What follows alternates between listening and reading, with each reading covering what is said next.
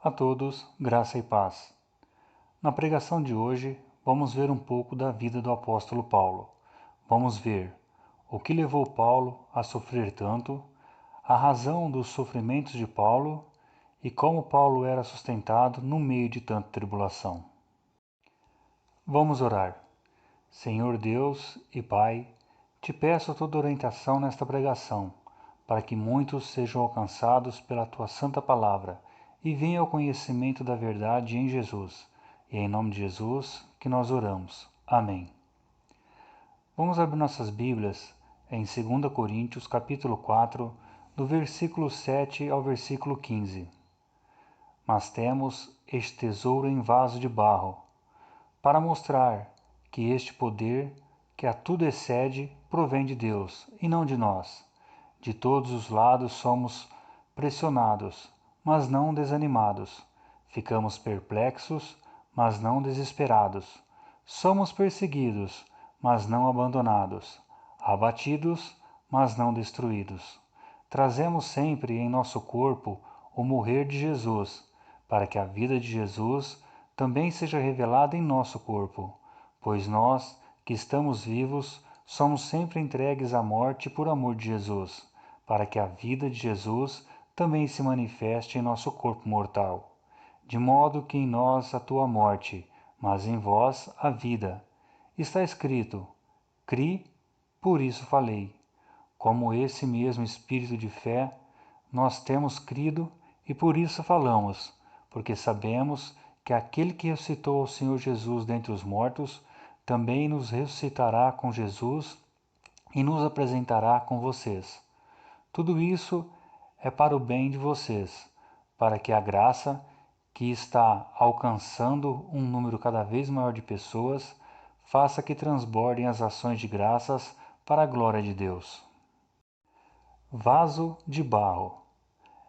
Esta é a descrição que Paulo usa ao referir-se à sua natureza humana, comparada com a existência da natureza de Deus. Paulo se considerava um insignificante, mas isso tinha uma razão, pois era mais importante que aparecesse a glória de Deus do que a glória do homem. Paulo, aos olhos dos homens, era uma pessoa tribulada, não tinha uma vida de glórias e nem de prosperidade, muito pelo contrário. Deus o quebrantava a cada dia para que o orgulho de ser quem ele era não se exaltasse e não fosse apresentado aos homens como exemplo a ser seguido.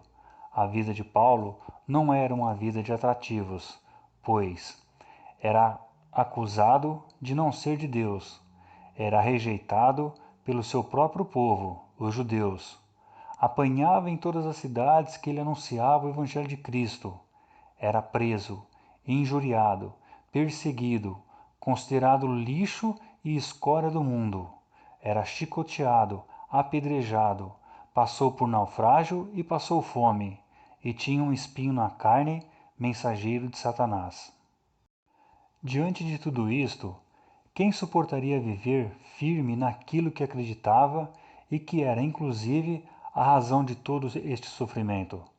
Paulo era um homem que sofria muito neste mundo, completamente ao contrário daquilo que muitos crentes buscam nesta vida. Tudo isso tinha uma razão e está escrito em 2 Coríntios 4:7. Mas temos que este tesouro em vaso de barro, para mostrar que este poder, que a tudo excede, provém de Deus e não de nós. O tesouro que Paulo está se referindo está escrito em 2 Coríntios 4:6, pois Deus que disse: das trevas resplandeça a luz. Ele mesmo brilhou em nossos corações, para a iluminação do conhecimento da glória de Deus na face de Cristo. Este conhecimento na face de Cristo é o próprio Evangelho de Cristo. Paulo carregava esta verdade, por isso ele era um vaso de barro, pois o inglório carregava a glória de Deus. O que importa é o tesouro e não o vaso de barro. Para aparecer a beleza do tesouro, o vaso tem que ser quebrado. E Paulo sempre foi quebrado, nunca se exaltava, pois se Paulo se exaltasse, a glória de Deus nunca seria apresentada. Quando uma pessoa participa de um culto, seja presencial ou virtual, e o pregador é mais admirado do que a pregação, é porque tem alguma coisa errada. Ou o pregador não está levando o Evangelho de Cristo, ou a pessoa está com os ouvidos fechados para o Evangelho. Para que a excelência de Deus seja glorificada, o vaso de barro tem que ser quebrado. O evangelho pregado por Paulo alcançou uma grande quantidade de pessoas, porque não foi exaltada a sua inteligência, nem o seu conhecimento, nem o seu estudo, nem a sua eloquência, mas porque foi apresentado o evangelho de Cristo, como está escrito em João capítulo 3, versículo 30. É necessário que ele cresça e que eu diminua. Paulo não era o autor da salvação, ele era o mensageiro da salvação. Para ele, isso era muito claro e assim deve ser para todos nós. Então vamos ver o que levou Paulo a sofrer tanto. Está no versículo 8 e 9. De todos os lados somos pressionados e não desanimados. Ficamos perplexos, mas não desesperados. Somos perseguidos, mas não abandonados. Abatidos, mas não destruídos. De todos os lados somos pressionados, mas não somos desanimados. Apesar das tribulações diárias e constantes da vida de Paulo, a graça de Deus sobre ele não permitia que ele ficasse angustiado ou com vontade de fazer alguma coisa errada na vida. Deus mantinha em Paulo uma paz interior que só quem já nasceu de novo pode compreender. Também fala que ficamos perplexos, mas não desesperados. Muitas vezes Paulo não entendia o que estava acontecendo.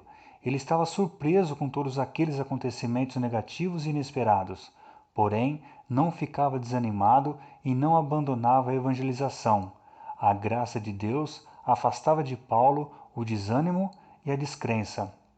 Também Paulo disse: somos perseguidos, mas não abandonados. Por mais que Paulo estivesse sendo perseguido pelos judeus ou pelos romanos, Deus sempre mostrava para Paulo que ele estava com Paulo. Deus mostrava que Paulo nunca estava sozinho. Também Paulo disse: abatidos, mas não destruídos.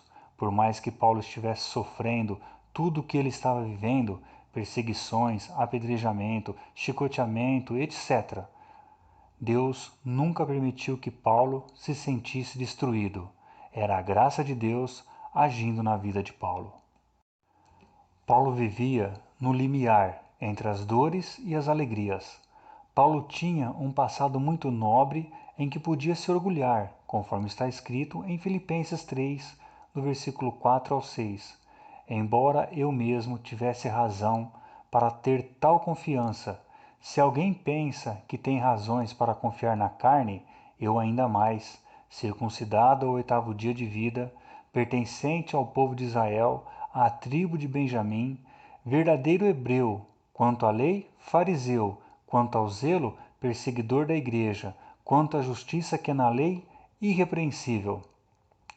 Paulo foi arrebatado também ao 3º céu, mas Deus teve que quebrar tudo isso para que a glória de Deus fosse exaltada e não a glória do pregador Paulo. Outro ponto, a razão dos sofrimentos de Paulo, estão no versículos 10 a 12. Trazemos sempre em nosso corpo o morrer de Jesus, para que a vida de Jesus também seja revelada em nosso corpo, pois nós, que estamos vivos, somos sempre entregues à morte por amor de Jesus, para que a sua vida também se manifeste em nosso corpo mortal, de modo que em nós atua a morte, mas em vós a vida. A razão de todo o sofrimento de Paulo era para que o Evangelho aparecesse. Paulo era um homem que vivia como se já estivesse morto, pois não considerava mais pertencente a este mundo e nem merecedor das coisas que este mundo pode oferecer. Como disse Jesus a Satanás, que está escrito em Mateus 4,10.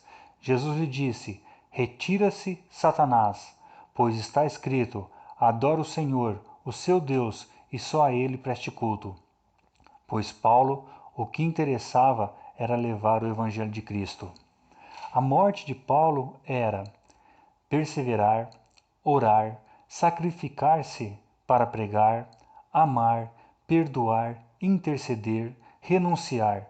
Tudo isso para que as pessoas pudessem ver em Paulo não a força humana, mas a força espiritual que habitava nele e que vinha de Deus, conforme está escrito em Gálatas 2, 19 e 20.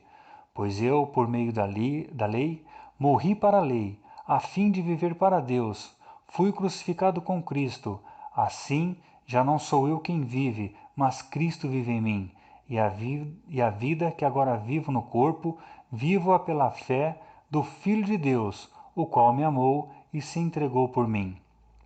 Paulo estava anunciando a morte no corpo de Cristo, para que ocorresse um avivamento espiritual, cujo agente é o próprio Espírito Santo. Sem este avivamento, que é a glória de Jesus na vida da pessoa, é impossível agradar a Deus. A vida de Cristo só se manifesta na pessoa depois de sua atração, crucificação, morte, sepultamento e ressurreição justamente com Cristo. Quando o sofrimento aparecer na sua vida, não encare como algo que nem Deus queria para você. Muito pelo contrário, você deve olhar para o sofrimento como uma oportunidade de ser abençoado por Deus, pois afinal de contas, onde está a tua fé? Outro ponto era como Paulo era sustentado no meio de tanta tribulação. E está relatado no versículo 13, 14 e 15. Está escrito: Cri, por isso falei. Com esse mesmo espírito de fé, nós também cremos, e por isso falamos, porque sabemos que aquele que ressuscitou o Senhor Jesus dentre os mortos também nos ressuscitará com Jesus e nos apresentará com vocês. Tudo isso é para o bem de vocês, para que a graça, que está alcançando um número cada vez maior de pessoas, faça que transbordem as ações de graças para a glória de Deus. Paulo era mantido com ânimo, pois cria em Deus. Ele cria que Deus ressuscitou Jesus e que ele seria ressuscitado por Deus um dia. Paulo tinha um propósito, tinha fé, cria, por isso falava do Evangelho. Para concluirmos, os sofrimentos fazem parte da vida cristã. Você é um vaso de barro, frágil e sujeito às circunstâncias da vida. Está sujeito a uma doença, a uma intriga familiar, a uma discussão de relacionamento com a sua esposa, a um desemprego, a um roubo ou furto e etc. Mas tudo isso é para que, naquele que já nasceu de novo, seja visto e exaltado a glória de Jesus Cristo. Peça a Deus que Ele te dê graça para suportar todas as circunstâncias negativas da vida. Vamos orar. Senhor Deus e Pai, te dou graças pela nova vida em Jesus. Te peço que o Senhor abençoe teus filhos para que sejam ricos de boas obras, generosos e prontos para repartir, para que acumulem um tesouro inestimável para a verdadeira vida. Em nome de Jesus. Amém.